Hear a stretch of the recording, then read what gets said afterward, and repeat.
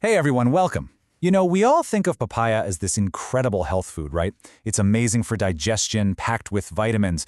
But what if I told you that for some people, this so-called superfood can actually be, well, dangerous?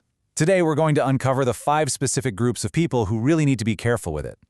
I mean, you hear it all the time. Papaya's loaded with vitamins A and C, it's got all those helpful digestive enzymes. Doctors even recommend it when you're feeling a little under the weather. It has absolutely earned its reputation as this nectar for our health, the go-to fruit to get you back on your feet. But here's where the story takes a sharp turn. Because according to both modern medical research and ancient Ayurvedic wisdom, there are 5 groups of people for whom this nectar can cause some serious problems. So if you or someone you know falls into one of these categories, you're going to want to listen up. This is important. All right, first up, and this one is absolutely critical, we're talking about pregnant women and even couples who are trying to start a family. And trust me, this is way more than just an old wives' tale. Modern science completely backs this up. Okay, so here's the deal, and this part is crucial. The real danger comes from unripe or even semi-ripe papaya. Why? Well, it's packed with high levels of latex. Research has shown that this latex can actually mimic the hormone oxytocin, which is the very thing that can trigger uterine contractions. Tragically, this really increases the risk of a miscarriage. And on top of that, an enzyme in papaya called papain could potentially harm the baby's development. And get this, it's not just a concern for women. Some really surprising research shows that men who are planning on becoming fathers should probably steer clear of papaya seeds. Studies suggest that extracts from those little black seeds can actually lower sperm count and their ability to swim, basically acting like a natural contraceptive. Wild, right? Okay, let's move on to our second group. This one involves a really fascinating, but also kind of dangerous condition that a lot of people have never even heard of. It's called the latex fruit syndrome. So, what on earth is that? Well, it's a type of cross-reactivity. So if you're allergic to stuff made from latex, like rubber gloves or balloons, you might also have a reaction to papaya.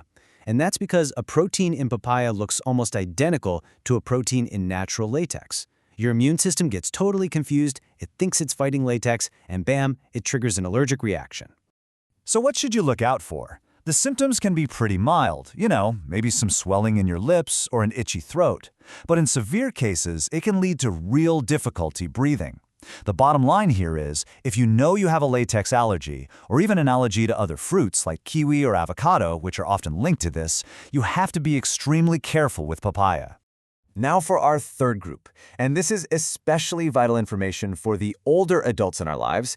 We're talking about people who take specific medications for heart conditions or for thinning their blood. And this is really serious stuff. If you're on a blood thinner, something like warfarin, eating papaya can actually supercharge the drug's effect, making your blood too thin. That seriously raises the risk of internal bleeding or just bleeding that won't stop from a simple cut.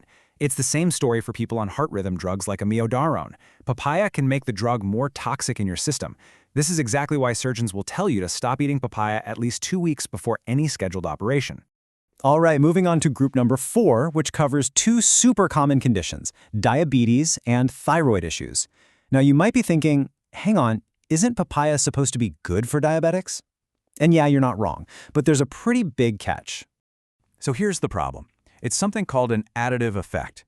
If you're already taking strong medication to lower your blood sugar, and then you eat a lot of papaya, which also helps lower blood sugar, the combined effect can be way too much. Your blood sugar could plummet to a dangerously low level.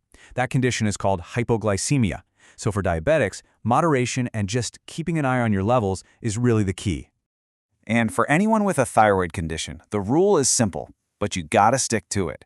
If you take your medication, like levothyroxine, on an empty stomach first thing in the morning, do not eat papaya right away.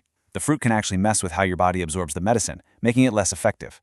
The advice is super clear. Wait at least 3 to 4 hours after you take your pill before you even think about eating any papaya. And finally, we're at our 5th category. This one covers 2 really different but equally important things to watch out for. One is related to your kidneys, and the other comes straight from the principles of Ayurveda. So we know papaya is a vitamin C powerhouse, right? But for someone who's had kidney stones before, that can actually be a problem. Your body can turn extra vitamin C into something called oxalate. And if you're someone who's prone to getting calcium oxalate stones, which are the most common kind, then eating too much papaya can unfortunately help make those stones even bigger. Now, this next one is just fascinating. In Ayurveda, there's this concept called Viruddha Ahara, which basically means incompatible food pairings. Papaya is considered a hot food in its nature, while milk is seen as cold.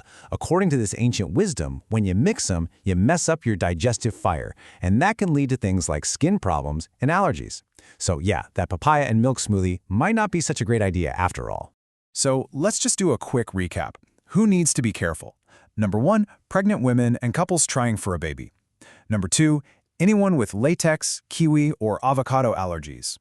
3, people on blood thinners or specific hard meds. 4, diabetes and thyroid patients who are on medication. And finally, number 5, anyone with a history of kidney stones. And this brings us to what is, without a doubt, the most important takeaway from all of this. This information is meant to help you, to empower you, but it is not a replacement for professional medical advice. If anything we've talked about today sounds like it might apply to you, please talk to your doctor or a dietitian. Look, papaya is a fantastic fruit, no doubt about it. But like pretty much anything, it has its complexities. And it kind of leaves you with a bigger question, doesn't it? What secrets might be hiding in our other favorite healthy foods? So stay curious, stay informed, and most of all, stay healthy.